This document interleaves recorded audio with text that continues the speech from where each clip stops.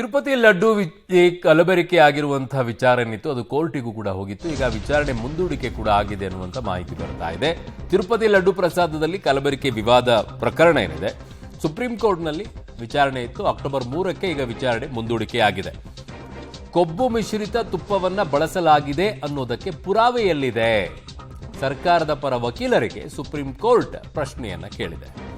ಅದೇ ತುಪ್ಪವನ್ನ ಬಳಸಲಾಗಿದೆ ಅಂತ ಎಲ್ಲಿಯೂ ಕೂಡ ಸ್ಪಷ್ಟವಾಗಿಲ್ಲ. ಯಾವ ಪೂರೈಕೆದಾರರ ಯಾವ ತುಪ್ಪ ನೀಡಿದ್ದಾರೆ, ಇದಕ್ಕೆ ಆಧಾರ ಏನಿದೆ ಅಂತ ಸುಪ್ರೀಂ ಪ್ರಶ್ನೆಯನ್ನ ಕೇಳಿದೆ. ಅದಕ್ಕೆ ಈಗ ಏನು ಪುರಾವೆಗಳು ಬರುತ್ತೆ ಅಂತ ಗೊತ್ತಿಲ್ಲ. ಕೋರ್ಟ್ನಲ್ಲಂತೂ ಈಗ ವಿಚಾರಣೆ ಆರಂಭವಾಗಿದೆ. ಈಗ ಅಕ್ಟೋಬರ್ 3ಕ್ಕೆ ವಿಚಾರಣೆಯನ್ನ ಮುಂದೂಡಿಕೆಯನ್ನ ಮಾಡಿದ್ದಾರೆ. ದಾಖಲೆಗಳನ್ನು ಕೊಡ್ತಾರೆ. ಅದಕ್ಕೆ ಸಂಬಂಧಪಟ್ಟಂಗೆ ಆ ತುಪ್ಪದಲ್ಲಿ ಕಲಬೆರಕೆ ಇತ್ತಾ ಇಲ್ವಾ ಅನ್ನುವಂಥದ್ದನ್ನು ಪ್ರೂವ್ ಮಾಡಬೇಕಾಗತ್ತೆ. ತದನಂತರವಷ್ಟೇ ಹಳೆಯ ತುಪ್ಪ ಇದ್ರೆ ಮಾತ್ರ ಸಿಗುತ್ತೆ. ಹಳೆ ತುಪ್ಪ ಇಲ್ಲ ಅನ್ನೋದಾದ್ರೆ ಎಲ್ಲಿಂದ? ಹಳೆ ಲಡ್ಡು ಏನಾದರೂ ಸಿಕ್ಕರೆ ಹೋಯ್ತು, ಇಲ್ಲ ಅಂದ್ರೆ ನನ್ನ ಸಹೋದ್ಯೋಗಿ ಈಗ ಶಬೀರ್ ನಿಡಗುಂದಿ ನನ್ನ ಸಂಪರ್ಕಕ್ಕೆ ಸಿಗ್ತಾ ಇದ್ದಾರೆ. ಶಬೀರ್, ಆ ಸಂದರ್ಭದಲ್ಲಿ ಬಳಕೆ ಮಾಡ್ತಾ ಇದ್ದಂಥ ತುಪ್ಪ ಆದರೂ ಇರಬೇಕು, ಇಲ್ಲ ಲಡ್ಡು ಆದರೂ ಇರಬೇಕು, ಅದನ್ನ ಟೆಸ್ಟ್ ಮಾಡಬೇಕು, ಅವಾಗಷ್ಟೇ ಗೊತ್ತಾಗುತ್ತೆ. ಇಲ್ಲದೇ ಇದ್ರೆ ಹೇಗೆ ಸಾಬೀತು ಮಾಡೋಕ್ಕಾಗತ್ತೆ? ಏನ್ ದಾಖಲೆಗಳಿದಾವಂತೆ? ಏನಾದರೂ ಚರ್ಚೆ ಆಯ್ತಾ? ವಾದಕ್ಕೆ ಬಂತಾ ಇದು? ಅರುಣ್, ಸುಪ್ರೀಂ ಕೋರ್ಟ್ ನ ವಿಚಾರಣೆಯಲ್ಲಿ ಇದೇ ಪ್ರಮುಖ ಪ್ರಶ್ನೆ ಆಗಿತ್ತು. ರಾಜ್ಯ ಸರ್ಕಾರದ ಪರ ವಕೀಲರಿಗೆ ನಿರಂತರವಾದಂತಹ ಪ್ರಶ್ನೆಗಳನ್ನ ಕೇಳುವಂತಹ ಕೆಲಸವನ್ನ ನ್ಯಾಯಾಧೀಶರು ಮಾಡಿದ್ರು.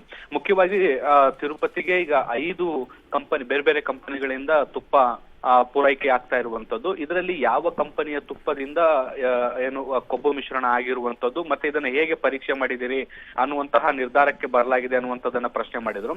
ಇದ್ರ ಜೊತೆಗೆ ಟ್ಯಾಂಕರ್ ನಲ್ಲಿ ಕೊಬ್ಬು ಮಿಶ್ರಿತ ತುಪ್ಪ ಬಂದಿದೆ, ಆದರೆ ಈ ತುಪ್ಪವನ್ನ ಲಡ್ಡುವಿನಲ್ಲಿ ಬಳಕೆ ಮಾಡಲಾಗಿತ್ತ ಅನ್ನುವಂತ ಪ್ರಶ್ನೆಯನ್ನ ರಾಜ್ಯ ಸರ್ಕಾರದ ಪರ ವಕೀಲರ ಮುಂದೆ ಇಡುವಂತ ಕೆಲಸವನ್ನ ಮಾಡ್ತು. ಆದ್ರೆ ಈ ಒಂದು ಪ್ರಶ್ನೆಗೆ ಉತ್ತರವನ್ನ ನೀಡುವಲ್ಲಿ ರಾಜ್ಯ ಸರ್ಕಾರದ ಪರ ವಕೀಲರು ವಿಫಲವಾದ್ರು. ಹೀಗಾಗಿ ಆ ಒಂದು ವಕೀಲರನ್ನ ಕೂಡ ತರಾಟೆಗೆ ತೆಗೆದುಕೊಳ್ಳುವಂತ ಕೆಲಸವನ್ನ ಕೂಡ ಸುಪ್ರೀಂ ಕೋರ್ಟ್ ಮಾಡ್ತು.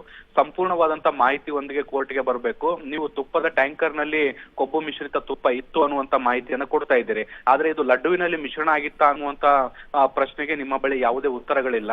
ನಿಮ್ಮ ಬಳಿ ಪೂರಕವಾದಂತ ಮಾಹಿತಿ ಇಲ್ಲದೆ ನೀವು ಮಾಧ್ಯಮಗಳಲ್ಲಿ ಹೀಗೆ ಬಹಿರಂಗವಾದಂತ ಹೇಳಿಕೆಗಳನ್ನ ಕೊಡುವಂತದ್ದು ಏಕೆ ಸೂಕ್ತ? ಜೊತೆಗೆ SIT ತನಿಖೆಗೆ ಕೊಟ್ಟಿದ್ದೀರಿ, ಅದಕ್ಕಿಂತ ಮುಂಚೆ ಹೀಗೆ ಬಹಿರಂಗವಾಗಿ ಹೇಳುವಂತದ್ದು, ಅದರಲ್ಲೂ ಕೂಡ CM ಅಂತ ಹುದ್ದೆಯಲ್ಲಿರುವಂತಹ ಪ್ರಭಾವಿ ನಾಯಕರು ಈ ರೀತಿಯಾದಂತಹ ಹೇಳಿಕೆಗಳನ್ನ ಕೊಡುವಂತದ್ದು ಎಷ್ಟು ಸರಿ ಅನ್ನುವಂತ ನಿಟ್ಟಿನಲ್ಲಿ ತರಾಟೆಗೆ ಕೂಡ ತೆಗೆದುಕೊಂಡಿದೆ. ಈಗ ಸದ್ಯಕ್ಕೆ ಅಕ್ಟೋಬರ್ 3ನೇ ತಾರೀಕು ವಿಚಾರಣೆ ಮುಂದೂಡಿಕೆ ಆಗಿರುವಂತದ್ದು. ಮುಂದಿನ ವಿಚಾರಣೆಯಲ್ಲಿ ಲಡ್ಡುವಿನಲ್ಲಿ ಕೊಬ್ಬು ಮಿಶ್ರಿತ ತುಪ್ಪ ಇತ್ತಾ ಇಲ್ವಾ ಅನ್ನೋದಕ್ಕೆ ಸಂಬಂಧಪಟ್ಟಂತೆ ಮಾಹಿತಿಯನ್ನು ಸುಪ್ರೀಂ ಕೋರ್ಟ್ ಕೋರಿದೆ. ಅರುಣ್. ಓಕೆ ಶಬೀರ್, ನಿಮ್ಮೆಲ್ಲ ಮಾಹಿತಿಗೆ ಧನ್ಯವಾದಗಳು.